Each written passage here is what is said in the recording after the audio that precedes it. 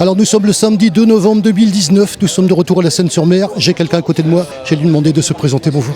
Oui, bonjour, je m'appelle Marc Villemot et je suis le maire de la Bourgade. Une formule qu'on connaît, on est présent sur ce salon, ça fait la troisième fois, 2015, 2017, 2019, et vous êtes présent aussi à l'inauguration qui vient d'avoir lieu. Oui, je crois que c'est à la fois un plaisir personnel parce que c'est absolument merveilleux ce qui est exposé, à la fois par les membres de l'association d'ici, les Argonautes, mais également par tous leurs invités venant de différentes régions et même de l'étranger. Mais c'est surtout un moyen pour moi de témoigner aux administrateurs de l'association, à son président en particulier, Gilbert Campodonico, l'importance que la collectivité locale attache à la vie associative et en particulier à la vie associative qui ne fonctionne pas uniquement pour permettre à des adhérents de se retrouver autour d'une passion, mais qui également offre du spectacle, offre du rêve, je le disais, au plus grand public possible. On le voit, il y a un nombre très impressionnant de nos concitoyens et de nos visiteurs qui viennent faire le tour de la soixantaine de stands qui exposent ici. Il est important de soutenir, ne serait-ce que moralement, bien entendu si on le peut, financièrement, logistiquement aussi, soutenir tous ces acteurs associatifs qui s'impliquent pour les autres.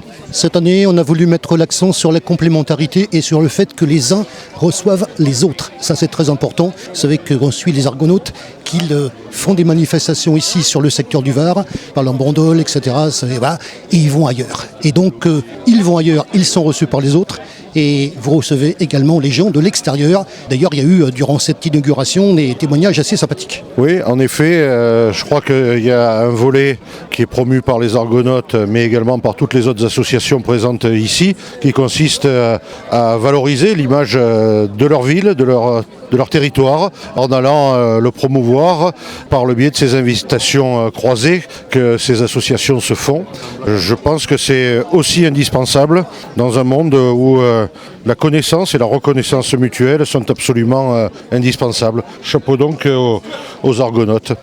Gilbert Campodonico qui est à vos côtés durant cette interview, qu'on a d'ailleurs interviewé par téléphone lorsqu'il était à Moline. Ça, c'est quand même important. Oui, alors Gilbert est l'épine dorsale, la clé de voûte, la structure, la fondation des Argonautes. C'est toujours un vrai plaisir de se faire interpeller, voire engueuler par Gilbert parce qu'on peine parfois à répondre aux attentes de l'association, mais il a raison de le faire et je dois dire que la commune doit lui témoigner une infinie reconnaissance. Façon pour moi de dire qu'il faut qu'il réfléchisse à deux fois avant de transmettre le relais, comme il semble parfois le dire, à d'autres. Des gens comme Gilbert, ils sont très nombreux à la Seine dans l'ensemble des associations. Ils sont précieux pour le territoire, pour le vivre ensemble et pour l'image de la commune. Dernière chose, moi ça fait la troisième fois que je viens ici.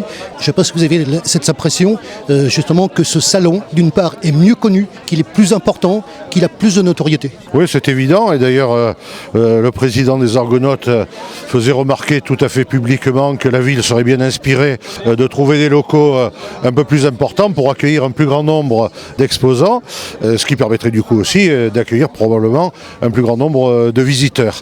Mais comme je le disais tout à l'heure, nous faisons en fonction des moyens modestes qui sont ceux des collectivités, le savoir-faire, l'intelligence, l'enthousiasme des acteurs associatifs compense largement le déficit de la collectivité locale.